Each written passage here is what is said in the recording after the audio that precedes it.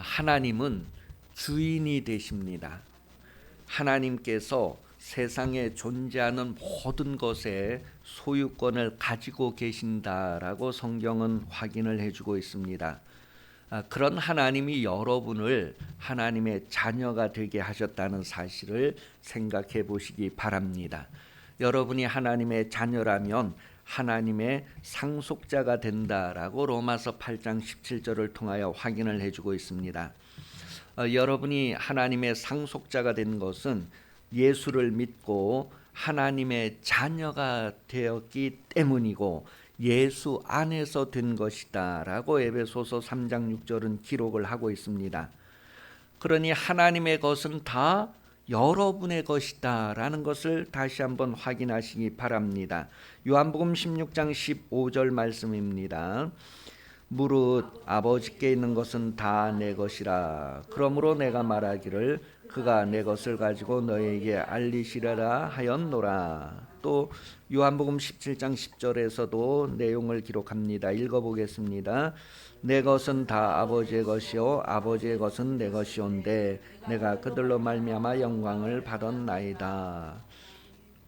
예수님 안에서 우리가 하나님의 자녀가 되었고 예수님 안에서 우리가 하나님의 상속자가 되었다라는 표현을 할 때에 우리가 예수님께서 어떤 생각을 우리에게 보여주시는가 하는 것을 확인하게 됩니다. 하나님의 것은 다 예수님의 것이다. 예수님의 것은 다 하나님의 것이다. 그렇게 확인을 해주고 있어요. 그러니 여러분, 여러분이 이 세상에 사는 동안에 하나님이 모든 것의 주인이다. 그리고 그 모든 것이 바로 하나님의 것이고 곧 나의 것이다. 그런 생각을 좀 새롭게 해보시기 바랍니다. 성경에 보면 탕자 이야기에서 한 아버지에게 두 형제가 있었는데 그 둘째가 아버지의 재산을 미리 상속받아서 다 없이 하였고 큰 아들에 대한 이야기가 계속해서 기록되어지는 내용이 있습니다. 누가복음 15장에 나오는 내용인데요. 누가복음 15장 내용을 자세히 보면은 그 형에 대한 생활을 보면 이 형은 세상 일에 얽매여서 세상 일만 하다가 아버지의 것을 전혀 누리지 못하는 인생을 살아왔다는 것을 우리에게 보여줍니다. 그러니 교회 다니면서 예수 믿는다고 하면서도 그냥 세상 일에 그냥 매여서 이렇게 생활하면서 하나님의 은혜를 전혀 누리지 못하고 하나님께서 주시고자 하시는 것들에 대해서 전혀 경험해 보지 못하는 그런 삶을 계속 살고 있는 그런 모습이 바로 그 형의 모습이었다. 그런 것을 누가복음 15장을 통해서 확인을 하게 됩니다. 그리고 그 형의 생활하는 내용을 잘 살펴보면 이 형은 세상의 욕심에 이끌리면서 철저하게 이렇게 아주 계산을 하고 있었다는 것을 보게 됩니다. 그리고 다른 사람도 이렇게 판단하고 잘하는지 잘못하는지 뭐 그런 것들을 다 계속 해왔다는 것을 보여주고 있어요. 그래서 원망할 일은 원망하고 불평할 일은 불평하고 그런 삶을 쭉 살아왔다는 것을 그 탕자의 형의 모습에서 우리에게 보여줍니다. 누가복음 15장 31절에 보면 그러한 그 형의 인생을 한 문장으로 쭉 정리를 했는데 같이 읽어보겠습니다. 누가복음 15장 31절 아버지가 이르되 너는 항상 나와 함께 있으니 내 것이 다 내 것이로되. 아버지의 것이 다 아들의 것이었지만 그 아들은 아버지의 것을 전혀 누리지 못하고 활용하지 못한 안타까움을 가지고 있다는 거예요. 그것은 그 형의 일상생활이 얼마나 궁핍한 삶이었는가, 참 비폐한 삶이었는가 하는 것을 우리에게 보여줍니다.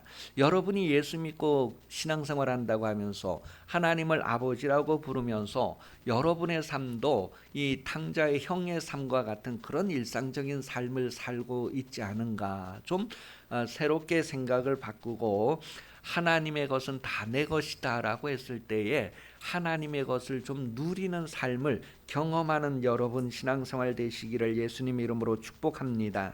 하나님의 것을 누리며 하나님의 기쁨을 기뻐하고 하나님의 행복을 행복해하는 그런 삶을 살기를 원하시면 다시 한번 위의 것을 생각해 보라는 말씀을 우리가 확인하게 됩니다. 골로새서 3장 1절에서 15절까지 내용인데 여러분은 다 눈을 감고 다시 한번 하나님께서 이 탕자의 형의 삶을 사는 나와 같은 사람에게 하나님이 어떤 말씀을 들려주시는가. 우리 교회 대표 성무이신 백광균 집사님께서 이제 읽어주실 텐데 여러분은 눈을 잠잠히 감으시고 한번 하나님께서 이 탕자의 형의 삶을 살고 있는 나에게 들려주시는 말씀이 어떠한 말씀인가를 이렇게 좀 세밀하게 들어보시기 바랍니다. 이제 다 같이 눈을 감으시고 말씀을 듣습니다. 백광균 집사님께서 읽어주시겠습니다. 예. 그러므로 너희가 그리스도와 함께 다시 살리심을 받았으면 위의 것을 찾으라. 거기는 그리스도께서 하나님 우편에 앉아 계시느니라. 위의 것을 생각하고 땅의 것을 생각하지 말라.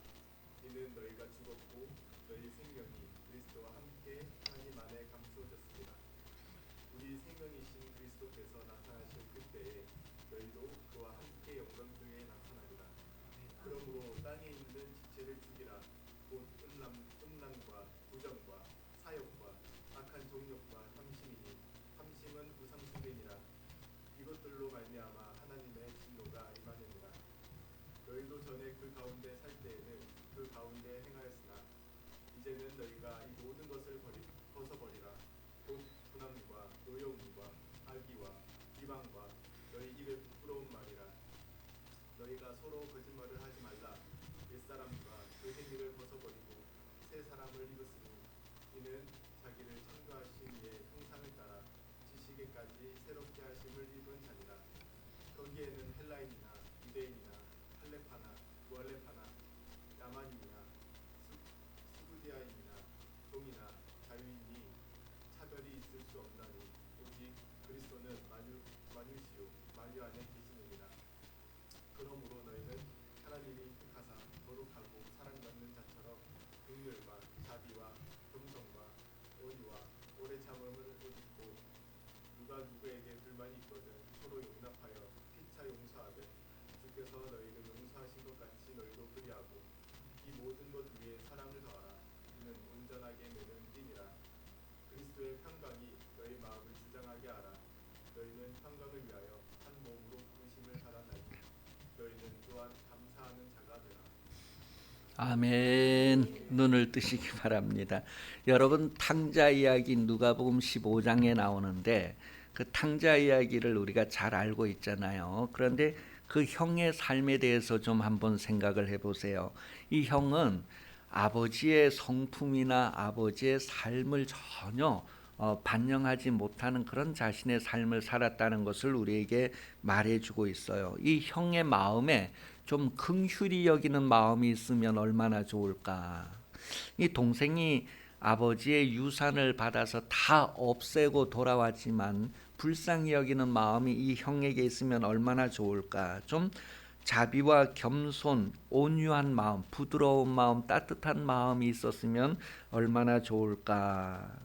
조금만 더 참고 그런 마음이 있으면 얼마나 좋았을까 하는 아쉬움을 지금 읽은 성경을 통하여 다시 한번 확인을 하게 됩니다. 또 13절에 보면 다시 한번 골로새서 3장 13절부터 보면 누가 누구에게 불만이 있거든 서로 용납하여 피차 용서하되 주께서 너희를 용서하신 것 같이 너희도 그리하라. 이 탕자 형에게 이런 것들이 좀 있었으면 얼마나 좋았을까. 그 아버지 재산을 다 없이 한 동생이 그래도 살려고 집으로 다시 돌아왔는데 그 동생에 대해서 좀 품어주고 받아주고 그렇게 용서하는 마음을 보여주면 얼마나 좋았을까. 그런 것들에 대한 아쉬움을 사랑이 없는 상태의 형의 모습으로 다시 한번 14절에서 확인을 해줍니다.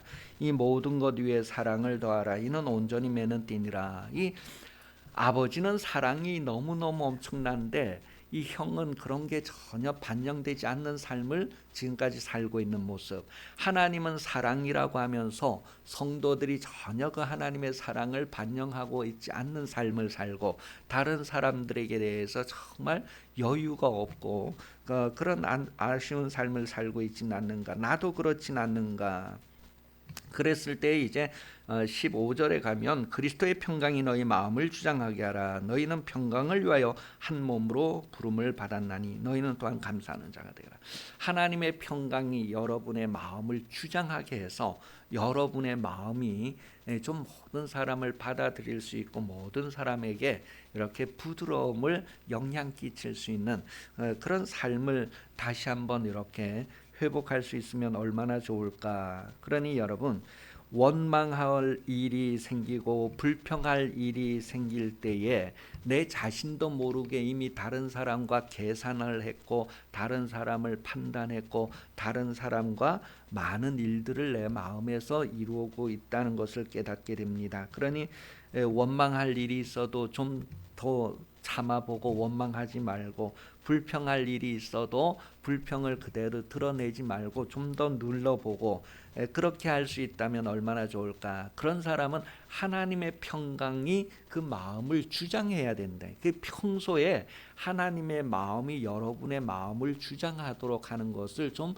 익숙하게 좀 반복하고 훈련하고 스스로 또 이렇게 여러분 자신을 새롭게 하는 그런 삶으로 여러분 자신을 발전시켜 나가기를 예수님 이름으로 축복합니다.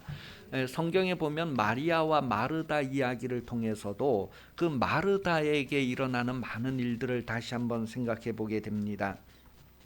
세상에 살면서 여러 가지 일들 때문에 그 일에 매여서 마음이 쪼그라드는 그런 이 마르다의 모습을 생각해 보십시오. 누가복음 10장 38절에서 42절에 그런 내용을 쭉 소개를 해주고 있어요. 이 마르다는 세상으로 언니이기 때문에 또 이렇게 아주 생각도 깊고 그래서 집에 손님이 들어오면 손님을 대접하고 뭐 이런 세상적인 어떤 예의도 알고 있고 그런 사람이에요. 그런데 너무 그 일에 매여서 막 분주하게 여러 가지 일을 준비하고 막 손발이 부족해서 막 그 마음에서 일어나는 그런 일들을 성경이 우리에게 보여줍니다. 그런데 그 동생 마리아는 예수님이 집에 오셨을 때에 아무것도 안 하고 예수님 앞에 쫓아가서 앉아서 예수님 말씀 듣고 예수님하고 막 얘기하고 뭐 그러는 모습을 우리에게 보여주고 있어요. 그때의 이 마르다 언니에게 일어나는 일들을 여러분 생각해 보십시오. 만약 여러분이 마르다였다면 여러분은 좀 달라질 수 있었을까? 여러분도 막 불평불만하고 나는 이렇게 하고 있는데 왜 동생은 저렇게 하는가?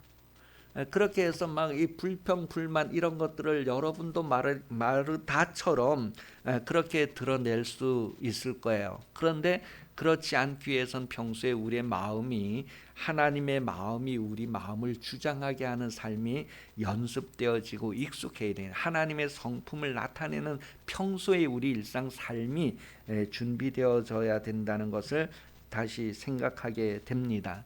그러니 여러분, 하나님은 주인이신데 우리는 그분의 자녀이고 상속자다. 그분의 것은 다 우리의 것이다. 나의 것이다. 나의 것은 다 하나님의 것이다. 그러면서 하나님의 마음을 가지고 좀 여러분들의 현실에 새롭게 좀 이렇게 여러분 자신을 드러내는 그런 삶을 살 수 있기를 예수님 이름으로 축복합니다. 이사야서 40장 26절 이하에 보면 너희는 눈을 들어 누가 이 모든 것을 창조하였나 보라. 그러면서 좀 이 좁은 마음에 갇혀서 막 그렇게 불평불만하고 막 이렇게 저렇게 하지 말고 좀 마음을 열고 이렇게 넓게 보라는 거예요. 그러면서 31절에 가면 오직 여호와를 앙망하는 자는 새 힘을 얻으리니 그렇게 표현했어요. 그래 하나님을 기대하고 소망하고 그런 사람은 새 힘을 얻는다는 거예요. 여러분 이 세상 살면서 하나님을 기대하시기를 바랍니다.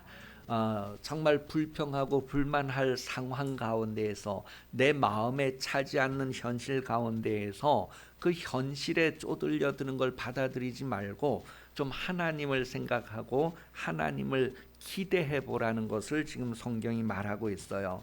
하나님께 소망을 두고 하나님께 기도하며 하나님의 말씀을 따라 하나님의 나라를 경험하는 삶을 살 것을 시편 62편 5절에서 11절에 확인을 해주고 있습니다. 나의 영혼아 잠잠히 하나님만 바라라. 물은 나의 소망이 그로부터 나오는도다. 이런 현실 가운데에서도 하나님은 우리에게 소망을 주시는 분이시다라는 거예요. 그래서 눈을 들어 좀 하나님을 보고 이 세상 만물을 지으신 분이 누구인가, 주인이 누구인가, 이것이 다 누구의 몫으로 상속될 것인가, 그런 것들을 생각할 수 있는 여유를 가지시기를 예수님 이름으로 축복합니다. 하나님께서는 여러분에게 이 모든 것들을 주실 수 있는 분, 그것을 기뻐하시는 분이다라고 성경은 확인을 해주고 있습니다. 이러한 가운데에서 중요한 것은 시편 107편 19절에서 20절 말씀을 통하여 우리가 확인을 하게 되는데, 여러분, 하나님은 여러분을 말씀으로 도와주시는 분이시다라고 기록을 하고 있습니다. 읽어보겠습니다. 시편 107편 19절입니다. 20절까지. 이에 그들의 고통 때문에 여호와께 부르짖으매 그가 그들의 고통에서 그들을 구원하시되 그가 그의 말씀을 보내어 그들을 고치시고 위험한 지경에서 건지시는도다.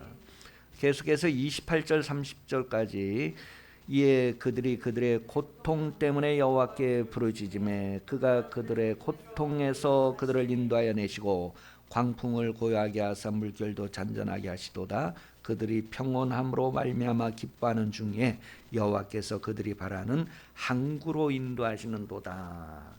목적지에 도착하게 해주신다. 우리는 가나안 땅 천국에까지 인도하신다는 그런 내용을 확인을 해주고 있어요.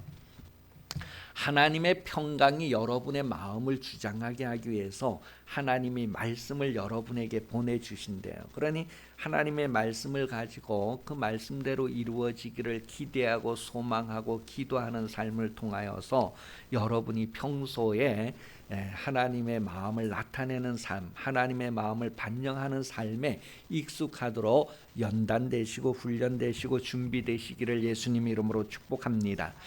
아브라함이 모리아산에서 하나님께 번제를 드릴 때에 그 이삭을 결박하고 칼로 내리치는 순간에 하나님이 나타나서 멈추라고 했어요. 그리고 그 후에 창세기 22장 15절에서 18절까지 내용을 보면 두 번째 하나님이 아브라함에게 나타내는 내용을 기록을 하고 있어요. 거기에 보면 아브라함에게 하나님께서 이제 저가 나를 그렇게 경외하는구나, 자기 독자까지도 내어놓으라 하니까 기꺼이 내어놓는구나 하는 것을 확인한 후에 내가 너에게 복을 주겠다, 그리고 내가 너의 자손들에게도 복을 주겠다, 하나님의 그런 복주심의 약속이 기록되어져 있습니다. 아브라함과 그의 자손들에게 세상의 상속자가 되게 해주겠다. 그러니 이 세상을 다 아브라함과 아브라함의 자손들에게 주겠다고 약속을 하는 거예요. 그래서 유대인들은 봐라, 이 세상은 다 하나님의 것이고 하나님이 우리에게 주신다고 했다. 그렇게 해서 지금도 이 세상에 흩어져 사는 유대인들은 모든 것을 하나님께서 유대인들에게 주셨다고 하는 그런 아주 특별한 자긍심을 가지고 그들이 무엇을 하든지 하나님이 우리에게 주신다라고 하는 그런 마음을 가지고 세상을 살아가는 거예요. 그래서 지금도 세상의 경제를 유대인들이 다 움직이고 정치도 유대인들이 움직인다는 거예요. 그래서 이스라엘을 잘되게 하는 나라는 잘되고 이스라엘을 축복하는 사람은 축복을 받고, 그런 성경을 우리에게 확인을 해주는 거예요. 그런데 이때 이제 그 성경에서 말하는 약속이다라고 할 때 그 약속은 두 가지 의미가 있는데, 첫 번째는 일방적으로 하나님께서 이렇게 주시는 약속이 있고, 두 번째는 조건적으로 이렇게 하면 이렇게 해주겠다, 그런 약속이 있어요. 그런데 지금 이 성경에서 아브라함을 통하여 주시는 약속은 하나님이 일방적으로 아브라함과 아브라함 자손에게 주시겠다고 하는 약속, 언약을 얘기합니다. 그래서 내가 너와 너 자손에게 복을 주겠다고 하는 것은 하나님의 일방적인 약속, 그것을 신실하게 진행하시는 분. 그래서 때로는 아브라함의 자손들 중에 잘 못하고 그릇 행하고 실수하는 사람이 있을지라도 하나님께서 아브라함에게 주시는 그 복을 계속해서 주신다는 것을 얘기하고 있습니다. 그러니 자기가 똑똑해서 아이고 내가 체면이 있지, 내가 이런 죄를 짓고 이런 잘못이 있고 이런 부족이 있는데 어떻게 하나님의 복을 받겠는가? 그렇게 스스로 똑똑한 사람은 제외되지만 그래도 하나님의 그 축복을 믿고 나는 자격이 없어도 하나님이 주시는 은혜로 내가 산다고 하는 그런 고백과 함께 하나님을 간구하는 사람에게는 하나님께서 계속해서 그의 얼굴빛을 비춰주시는 것을 성경은 우리에게 말해주고 있어요. 유대인들은 그러한 모든 내용은 우리 유대인들에게만 해당이 된다. 아브라함의 자손, 율법을 받은 그 약속을 받은 아브라함의 자손은 우리다라고만 얘기를 하는데 신약 성경에 바울이 얘기하는 것은 아니다. 하나님께서 아브라함에게 그 복을 주신 것은 율법대로 지키는 아브라함에게 주신 것이 아니라 믿음을 고백한 아브라함, 믿음으로 하나님 앞에 나온 아브라함에게 주신 것이다. 아브라함이 할례를 받은 후에 그것을 주신 것이 아니라 아브라함이 할례를 받기 전에 그것을 주신 것이다. 그렇게 확인을 해줍니다. 그래서 아브라함의 그런 모든 복, 아브라함 자손들이 받을 수 있는 그 복은 유대인만 해당되는 것이 아니라 예수 믿는 사람은 누구나 해당된다. 그렇게 설명하는 것이 바로 바울의 내용입니다. 바울은 유대인이든지 이방인이든지 할례를 받은 사람이든지 할례를 받지 않은 사람이든지 다 아브라함의 복은 믿는 사람들이 그 대상이 된다. 그런 내용을 로마서 3장 29절 이하에 쭉 확인을 해주고 있어요. 로마서 3장 29절 읽어보겠습니다. 하나님은 다만 유대인의 하나님이시냐 또한 이방인의 하나님은 아니시냐 진실로 이방인의 하나님도 되시느니라. 그렇게 하면서 이제 로마서 4장에 가보면 예수 믿는 사람들이 다 아브라함과 그 후손에게 약속된 그 복의 당사자가 된다는 것을 기록을 하고 있습니다. 그러니 믿음이 있는 자는 아브라함이 받은 복을 함께 받을 수 있다는 거예요. 갈라디아서 3장 9절에 보면 그러므로 믿음으로 말미암는 자는 믿음이 있는 아브라함과 함께 복을 받느니라. 그래서 아브라함과 그의 후손이 세상의 상속자가 되게 하신다는 그런 언약, 그런 약속은 믿음으로 말미암는 여러분도 해당된다는 것을 오늘 본문에서 확인을 해주고 있는 거예요. 그러니 여러분, 우리는 유대인도 아니고 이스라엘 나라에 태어난 것도 아닌데 어떻게 우리가 아브라함의 자손이 될 수 있을까? 아브라함의 자손은 혈통으로 되는 것을 말하는 것이 아니라 믿음으로 되는 것을 말합니다. 그래서 믿음으로 아브라함의 자손이 된 사람은 믿음으로 아브라함에게 언약된 약속을 상속받게 되고 그 복에 참여하게 된다는 것을 성경은 말하고 있어요. 신명기 7장 9절에서 11절까지 보면 하나님은 어떤 분인가? 하나님이 아주 복 주겠다고 했을 때 신실하게 정말 믿을만하다. 하나님은 반드시 복을 주신다. 누가 그 복을 받을까를 말해 줍니다. 신명기 7장 9절에서 11절. 그런즉 너는 알라 오직 내 하나님 여호와는 하나님이시요 신실하신 하나님이시라. 그를 사랑하고 그의 계명을 지키는 자에게는 천대까지 그 언약을 이행하시며 인대를 베푸시되 그를 미워하는 자에게는 당장에 멸하시나니 여호와는 자기를 미워하는 자에게 지체하지 아니하시고 당장에 그에게 보응하시느니라. 그런즉 너는 오늘 내가 명령과 규례와 법도를 지켜. 여러분, 그 하나님은 하나님의 말씀대로 살지 않는 사람은 당장에 멸하신다 했을 때에 여러분, 지금 하나님께서 하나님의 말씀대로 안 사는 사람들에게 당장에 멸하시는 것이 여러분 느껴지십니까? 여러분이 하나님의 말씀대로 살지 않을 때 바로 좀 세상 표현으로 다리 몽둥이를 부러뜨리고 막 그런 일들이 실제로 여러분이 느낄 정도로 막 팍팍 즉시 나타납니까? 아무 일도 안 일어나는 것 같잖아요. 그런데 좀 더 우리가 마음을 넓혀서 생각을 해보세요. 우리가 하나님의 말씀대로 사는 것이 생명을 얻는 것이다 했을 때 하나님의 말씀대로 살지 않는 것은 이미 생명을 얻지 못하는 상태가 되어버린 거예요. 그거에 대해서 우리가 막 실감을 하겠다고 고집 피울 필요가 없다는 거예요. 여러분, 하나님은 여러분에게 하나님의 모든 것을 상속시켜 주시는 분이십니다.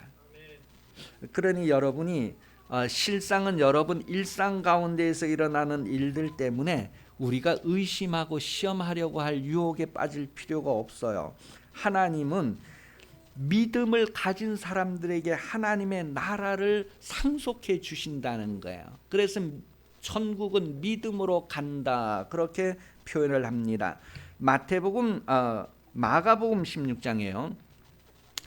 마가복음 16장 17절부터 20절까지 내용을 보면 믿는 자들에게는 하나님의 나라가 어떻게 이루어지는가를 보여주고 있어요. 병자가 고쳐지고 막 그런 것들은 하나님의 나라가 임하는 거예요. 귀신들이 떠나가고 어두움이 물러가는 것은 하나님의 나라가 임하는 거예요.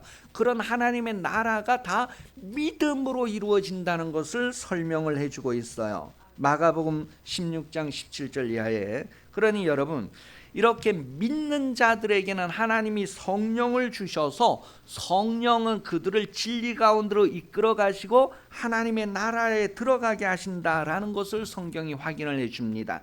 누가복음 11장 20절에서도 그러나 내가 만일 하나님의 손을 힘입어 귀신을 쫓아낸다면 하나님의 나라가 이미 너희에게 임하였느니라. 하나님의 손을 다른 표현으로는 성령을 얘기합니다. 내가 하나님의 성령을 힘입어 귀신을 쫓아낸다면 이미 하나님의 나라가 너희에게 임하였다. 그래서 예수님이 하나님의 말씀을 이 땅에서 온전히 이루는 삶이 성령으로 이루어졌다는 것을 우리에게 알게 해주고 우리에게도 성령을 주셔서 하나님의 말씀대로 사는 인생, 곧 믿음의 인생을 살게 하시면서 하나님의 나라에 들어가게 하신다. 하나님의 나라를 상속받게 하신다라는 것을 성경이 말하고 있습니다. 아브라함의 믿음에 속한 자는 곧 하나님의 나라를 상속받을 자라는 거예요. 여러분도 동일하게 아브라함의 믿음의 상속자가 되고 아브라함의 믿음을 여러분도 가진 그 믿음, 동일한 믿음, 그래서 여러분도 하나님의 상속자가 된다는 것을 다시 한번 확인하시기 바랍니다. 아브라함이 모리아 산에서 그렇게 하나님 앞에 믿음을 보여서 하나님의 상속자로 확인될 수 있었던 것처럼 여러분도 이 세상 사는 동안에 하나님이 무슨 말씀을 하시든지 그대로 행하여 이름으로 하나님의 상속자라는 것을 드러내는 삶을 사시기를 예수님 이름으로 축복합니다. 기도하겠습니다. 하나님, 세상 사는 동안에 세상 것만 보지 않게 하시고 눈을 들어 하나님을 바라보게 하여 주시고 눈을 들어 위의 것을 바라보게 하시고 우리의 소망이 하나님께로부터 나온다는 것을 생각하고 이 땅에서 좀 더 견디어내게 하시고 참게 하시고 하나님의 성품을 나타내게 하시고 하나님의 마음으로 세상의 일들을 해결해 가게 하여 주시옵소서. 하나님의 나라의 상속자라는 것을 기억하고 동일하게 아브라함의 믿음을 지금도 펼쳐 보이는 성도들의 삶을 살게 하여 주시옵소서. 다시 오시는 예수 그리스도께서 은혜 베풀어 주시며 하나님 아버지 사랑하심과 성령 감화 감동 인도 교제 역사 보호하시는 은총이 성청주일 오전 예배 참석하여 머리 숙인 성도들 위해 영원토록 함께 하시기를 간절히 축원하옵나이다. 아멘.